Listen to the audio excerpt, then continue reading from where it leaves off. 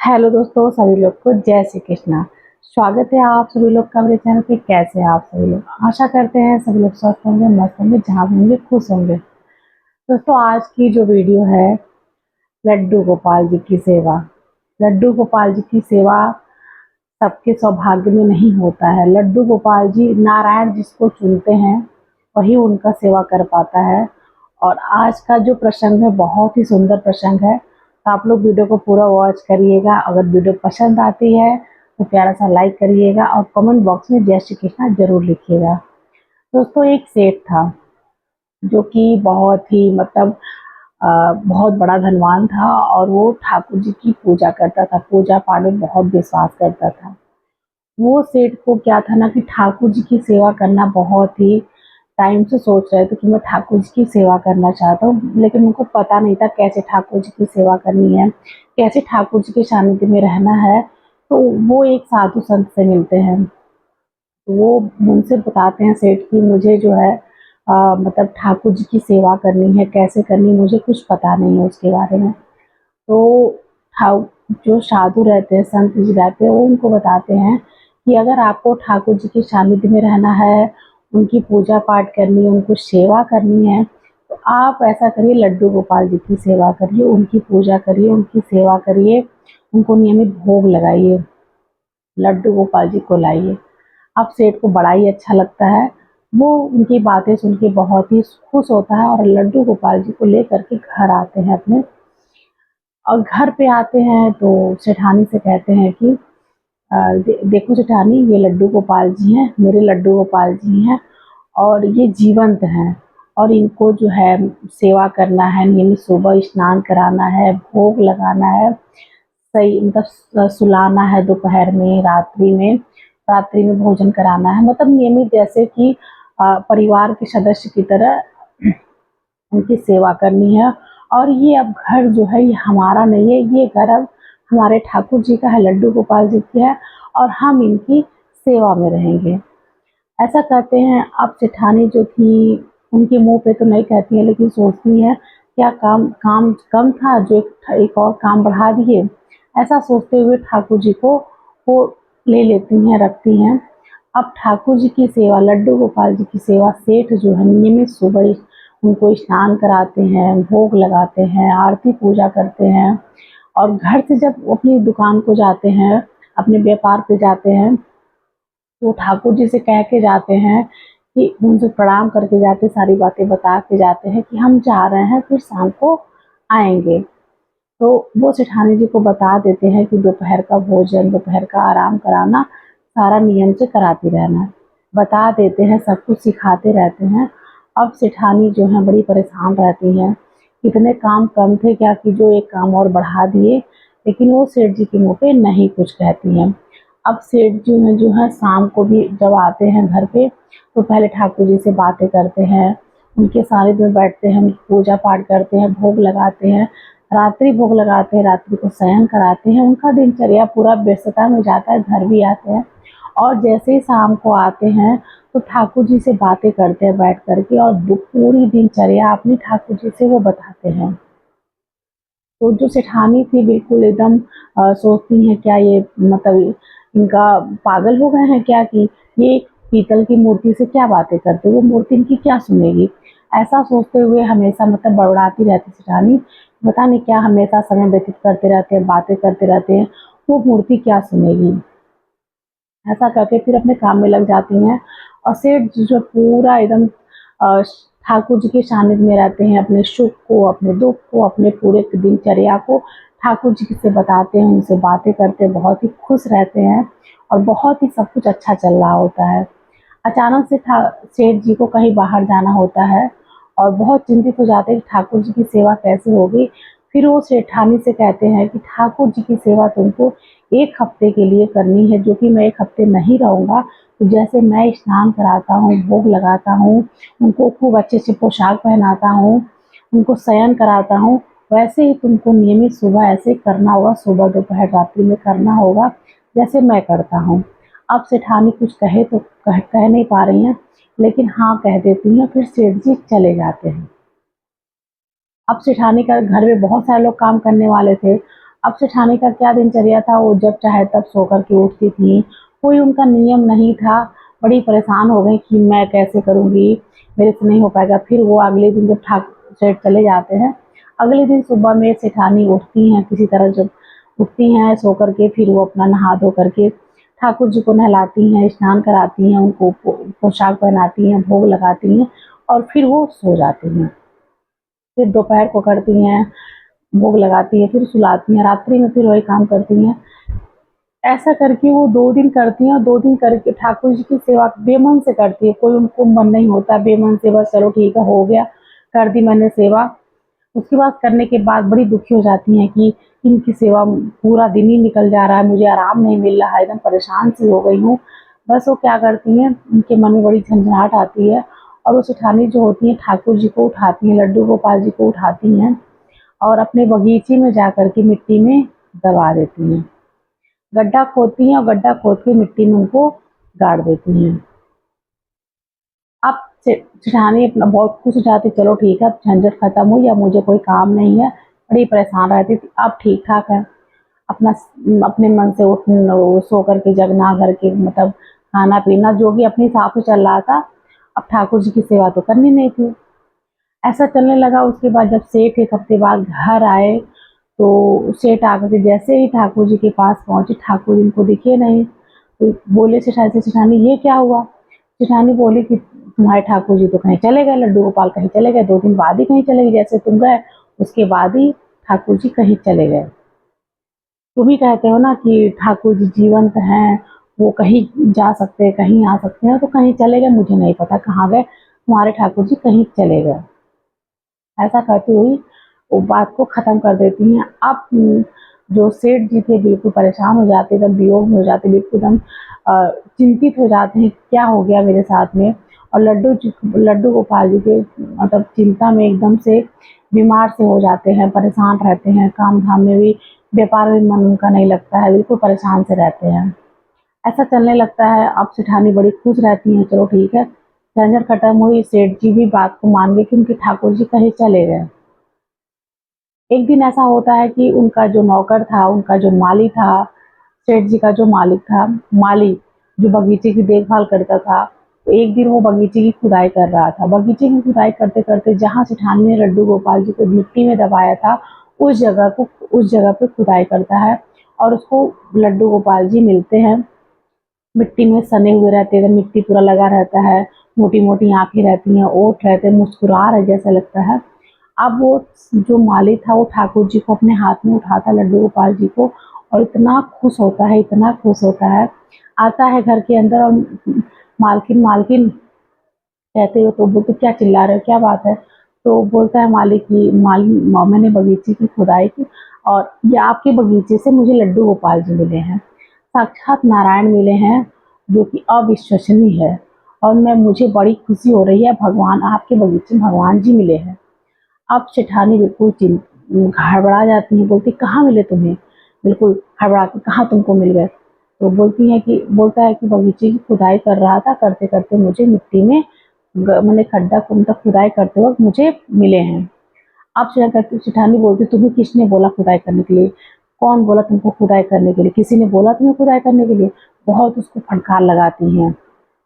अब जो माली था बिल्कुल हड़बड़ा जाता है कि ये क्या हो रहा है, सेठानी मुझे डांट क्यों रही है? बोलती, तुम्हें किसने बोला करने के लिए? तुम्हें जो कहा जाता है वही काम किया करो, अपने मन से कोई काम मत किया करो। किसने बोला उस जगह पे जाके गड्ढे खोद के जमीन की खुदाई करने के लिए? ऐसा बोलते हुए माली को बहुत डांटती हैं। उसके बाद से बोलती है, अब मालिक चुप हो जाता है और हाथ में लड्डू गोपाल जी को लिए रहता है। उसके बाद से जो माली था वो चुप हो जाता है। फिर माली वापस जाने लगता है, तो बोलती है कि आज के बाद से सुनो, आज के बाद से तुम्हें काम पे आने की ज़रूरत नहीं है, आज से तुम्हारा काम बंद, आज से हमारे वहाँ काम पे मत आना। उसके बाद से माली वापस जाने लगता है, ये क्या कह रही है? खैर सुन के बहुत चिंतित हो जाता है और जाने लगता है। बोलती है, सुनो, जो तुमने लड्डू गोपाल जी को, जो ये तुमने तुम्हारे भगवान जी हैं, तुमको मिट्टी में मिले हैं ना, इनको भी तुम अपने साथ लेकर के जाओ, यहाँ मत रखो, ले जाओ इनको अपने साथ। ऐसा कहते हुए झंझना के बोलती हैं, बहुत गुस्से में बोलती हैं। और फिर वो अपने ठाकुर जी को उठाते हैं, लड्डू गोपाल जी को उठाते हैं गोद में, और फिर सेठ जो है माली जो है अपने घर को चला जाता है।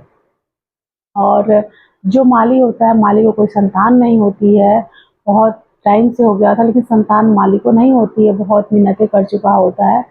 तो फिर वो ठाकुर जी को अपने घर लेके जाता है और जो उसकी पत्नी थी, पत्नी को आवाज़ देता है। पत्नी से दौड़ के आती, बोलती देखो मुझे भगवान मिले हैं, लड्डू गोपाल जी मिले हैं। और सारे वृतांत बताता है कि मुझे गड्ढे मतलब ज़मीन की खुदाई कर रहा था, बगीचे की खुदाई कर रहा था और मुझे बगीचे में दवे मिले और ऐसी-ऐसी बातें हुई हैं, मालकिन ने मुझे बहुत डाँट फटकार लगाई। तो उसके बाद से कुछ बोलती नहीं है और देखो ये हमारे पुत्र रूप में यानी हमारी संतान के रूप में भगवान स्वयं हमारे पास आए हैं और हमें अपनी सेवा का मौका दिए हैं। तो हमें इनकी सेवा करनी है, इनकी नियमित पूजा पाठ करनी है, इनको स्नान कराना है, अच्छे-अच्छे पोशाक पहनाना है। वो बताता है अपनी पत्नी से, माली बोलता है तो पत्नी बोलती है मुझे पता है और ये लड्डू गोपाल जी हैं, हम इनकी पुत्र रूप में इनकी सेवा करेंगे। मुझे सेवा का अवसर भगवान जी दिए हैं, नारायण दिए हैं, तो मैं इनकी सेवा करूँगी। तो माली बोलता है देखो एक बहुत ही चिंतक विषय है, जो कि मुझे लड्डू गोपाल जी तो मिले, मुझे भगवान जी तो मिल गए, लेकिन मालकिन ने मुझे काम से निकाल दिया, अब काम कैसे चलेगा? तो माली की पत्नी बोलती है देखिए कोई बात नहीं, ये साक्षात भगवान जी हमारे घर पे आए, जीवंत है, भगवान जी हैं, नारायण हैं, जो कि सब कुछ इनको पता है, सब कुछ जानते हैं। अगर ये हमारे साथ आए हैं ना, तो जो भी होता है अच्छे के लिए होता है, आप चिंता ना करिए, सब ठीक हो जाएगा। ऐसा कहते हुए फिर वो माली जो था, पहले लड्डू गोपाल जी को अपनी गोद में लेता है, पहले उनको स्नान कराने के लिए ले जाता है। तो जैसे माली स्नान कराने के जाता है तो पहले उनके ऊपर जो मिट्टी लगी होती है उस मिट्टी को हटाता है। मिट्टी को हटाने के बाद फिर उनको स्नान कराता है और ला करके अपनी पत्नी को देता है गोद में कि लो ये लड्डू गोपाल जी इनकी सेवा करनी है, इनको अच्छे पोशाक पहनाने, इनको भोग लगाना है। बाद से अब बोलता है कि देखो ये जो मैं मिट्टी हटाया हूँ, इनके ऊपर जो मिट्टी लगी थी मैं जो हटाया हूँ, इस मिट्टी का मैं क्या करूँ? तो माली की पत्नी बोलती है इस मिट्टी को आप क्या करेंगे, इसको आप अपने बगीचे में रखाइए, जो बगीचे की जो बगीचा है उसमें आप एक जगह रखाइए, डाल दीजिए मिट्टी में, मिट्टी डाल दीजिए। ऐसा कहते हुए फिर वो माली जाता है अपने बगीचे में मिट्टी को पौधा रहता है वहाँ पे वो जो फूलों का बगीचा होता है उसमें वो मिट्टी में डाल देता है। अब वो नियमित ठाकुर जी की सेवा करते हैं, स्नान कराते हैं, रूखा-सूखा जो भी भोजन करते हैं, वो भोजन ठाकुर जी को भोग लगाते हैं, ऐसा नियमित उनका चलता रहता है। चिंता भी बहुत रहता है कैसे चलेगा काम, कहीं से कुछ मेहनत मज़दूरी करता है माली तो फिर 2 पैसे जो ले आता है, तो उससे अपना जीवन यापन करता है, ठाकुर जी की सेवा करता है, बड़ा खुशी रहता है, बहुत खुश रहता है। ठाकुर जी की सेवा अच्छे से करता है, उनकी सेवा में लगा रहता है। तो एक दिन की बात होती है जो माली था बहुत चिंतित भी था कि कैसे काम चलेगा, कहीं से धन नहीं आ रहा है, पैसे नहीं आ रहे हैं। एक दिन क्या होता है उसके घर पे एक आदमी आता है और उसके बगीचे में देखता है कुछ फूल खिले होते हैं। वो फूल ऐसे अनोखे फूल होते हैं जो कि कहीं मार्केट में, कहीं आस-पास वो फूल नहीं खिलते हैं। तो बोलता है ये फूल कहाँ से आए तुम्हारे पास, ये फूलों का पौधा, ये तुमने उगाया है? तो माली बोलता हाँ मेरे बगीचे में तो मैं ही तो उगाया हूँ। लेकिन ये म तो माली बोलता है, वो जो आदमी था वो बोलता है कि तुम्हें इसका भाव पता है, इसकी कीमत पता है कि कैसे कीमत बाज़ार में बिकता है ये? बहुत ही महँगा पुष्प है और तुम खुद ही इस फूल को लो और इस फूल को लेने के बाद जाओ मार्केट पता करो इसकी भाव क्या है, इसकी कीमत क्या है, बहुत ही महँगा फूल है। और ऐसा कर कर के फिर वो आदमी चला जाता है। माली उस फूल को बीनता है, उस फूल को चुनता है और रख कर के लेके निकल जाता है मार्केट में, जाकर के फूलों के मार्केट में और जाके वहाँ पता करता है तो फूल बहुत ही कीमती फूल होते हैं, जो कि माली को खुद नहीं पता था कि वो फूल आए कहाँ से। मैंने तो इस फूलों का मतलब इस फूलों की बागवानी में किया भी नहीं था और ये फूल आए कहाँ से। फिर वो फूलों का जो बीज था उसको निकालता है, फिर अपने बगीचे में फूलों के बीज को बो देता है। खूब ढेर सारे फूल मतलब उग जाते हैं, खिल जाते हैं। उसके बाद से उस फूलों का मार्केट करता है जो कि बहुत ही महँगा फूल बिकता है और उससे क्या होता है कि सेठ बहुत ही बड़ा आदमी बन जाता है। फिर अचानक जब मतलब फूलों के जब मार्केट में वो फूल की कीमत माँग बढ़ने लगती है, तो अचानक से माली के दिमाग में आता है तो जिस जगह मैंने ये मिट्टी ठाकुर जी की जो मैं मिट्टी रखा था, दबाया था, उसी मिट्टी में ये फूल खिला है। अब और प्रसन्न हो जाता है, ये सब ठाकुर जी का ही किया धरा है, ये सब ठाकुर जी की लीला, बहुत खुश हो जाता है। उसके बाद से वो घर आता है और अपने कार्य में लग जाता है, फूलों का बगीचा उगाता है और फूलों को बीन करके फिर मार्केट जाता है, फूलों को बेचता है। उससे जो धन आता है फिर अपना वो जीवन यापन करने लगता है। इससे क्या होता है कि जो माली होता है बहुत ही बड़ा आदमी बन जाता है, उसके बहुत बड़े फूलों का व्यापार हो जाता है, सब कुछ बहुत अच्छा होने लगता है। फिर अचानक से एक दिन सेठानी, एक भिखारी, उसके दरवाजे पे एक भिखारी बूढ़ी महिला आती है और दरवाजे पे आकर के वो भिक्षा मांगती है। और जैसे ही माली घर से बाहर निकलता है तो देख करके उसको लगता है मैंने इस महिला को कहीं देखा हूँ। देख के सोचता है, फिर सोचते उसको याद आता है, बोलता है मालकिन आपको प्रणाम। जैसे ही वो बोलता है तो बोलती कहाँ की मालकिन, कौन मालकिन, लेकिन सेठानी जो है उस माली को नहीं पहचानती क्योंकि माली बहुत बड़ा आदमी हो जाता है। उसके बाद से उस सेठानी बताता है कि माली मैं आपका नौकर जो माली का काम करता था, आपको नहीं याद है, मुझे याद है, आपने मुझे घर से निकाल दिया था, आपके बगीचे से मुझे लड्डू गोपाल जी मिले थे। ऐसा बताते हुए जैसे वो सेठानी सुनती, उनकी आंखों से अश्रु आने लगते हैं और वो माली पूछता मालकिन आपकी ये हालत, ये दशा क्यों, ऐसा क्यों हुआ। फिर वो सारा वृतांत बताती हैं, जो सेठानी उनकी थी खूब रोती हैं, बताती हैं कि जिस दिन से तुम हमारे घर से गए, जिस दिन को हम घर से निकाले और जिस दिन से और तुम्हारे सेठ का भी मतलब ठाकुर जी को वियोग में, ठाकुर जी की चिंता में उनका भी वो भी नहीं रहे, वो भी चल बसे और तब से जीवन ही मेरा बदल गया, मेरी ये स्थिति आ गई। सब बातें बताती हैं।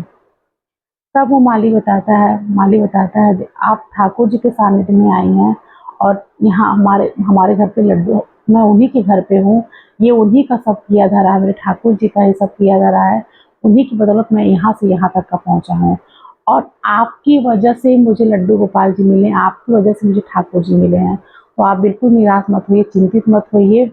और ले जाता है सेठानी को, दोनों पति पत्नी लेके जाते हैं, उनके लड्डू गोपाल जी के दर्शन कराते हैं, उनको प्रणाम करवाते हैं और उसके बाद से बोलते हैं मालकिन आपकी वजह से मुझे ठाकुर जी प्राप्त हुए और जिस दिन से आपने मुझे घर से निकाला उसी दिन से मेरा जीवन बदल गया। मैं क्या था और क्या हो गया, सब बातें बताता है। ये परम पिता परमेश्वर है, ऐश्वर्य को दिलाने वाले, कष्टों को दूर करने वाले। और अगर इंसान बहुत ज़्यादा परेशान, उसका कोई नहीं, अगर इनके सानिध्य में आ गया, ये चुनते उन्हीं को है जिनको, जो इनको प्रिय होता है, सेवा का अवसर उन्हीं को देते हैं जो उनको प्रिय होता है। तो सब ठाकुर जी ही आपके कष्टों को दूर करेंगे। उस तो दोस्तों देखिए, एक चीज़ इस बात से, इस प्रसंग से एक बात समझ में आती है कि ठाकुर जी की सेवा वही कर पाता है जो ठाकुर जी को प्रिय होता है। लड्डू गोपाल जी की सेवा वही कर पाता है जो लड्डू गोपाल जी को प्रिय होता है, क्योंकि वो नारायण हैं, परमेश्वर है, ऐश्वर्य को दिलाने वाले परमेश्वर हैं वो। आप अगर सच्चे मन से विश्वास के साथ में अगर लड्डू गोपाल जी की सेवा कर रहे हैं, कृष्ण जी की सेवा कर रहे हैं, उनकी भक्ति कर रहे हैं, बहुत ज़्यादा नियम नहीं कर रहे हैं, लेकिन जैसे नियमित आप मतलब एक परिवार के सदस्य की तरह उनकी सेवा कर रहे हैं, तो कहीं न कहीं आपके जीवन से जो भी कष्ट है, जो भी आपको परेशानी, आपके जीवन से परेशानी अवश्य दूर होगी। बस आपको विश्वास होना चाहिए, आपके मन में बहुत उलझन नहीं होनी चाहिए कि ये क्या मूर्ति है, इस मूर्ति को मैं क्या पूजा करूँगा, क्या भोग खाएगी, क्या क्या ये मूर्ति भोग ग्रहण करेगी। अगर आप इस धारणा को अपने दिमाग से निकाल कर विश्वास के साथ में ठाकुर जी की सेवा करेंगे, तो आपके जीवन से कहीं न कहीं ये परेशानियाँ दूर होंगी और आपको उन नारायण के समक्ष होने का, सानिध्य में रहने का आपको अनुभव होगा। तो इसीलिए कहता हूँ ठाकुर जी की सेवा करिए, लड्डू गोपाल जी की सेवा करिए, विश्वास के साथ करिए। विश्वास का होना बहुत ज़रूरी है पूजा पाठ में। विश्वास के साथ करेंगे तो आपके जीवन से 100% आपकी परेशानी दूर होगी और आप भगवान के समक्ष आपको प्रतीत होगा। तो उम्मीद करते हैं आप लोग को प्रसंग बहुत ही अच्छा लगा होगा। तब तक के लिए जय श्री कृष्ण।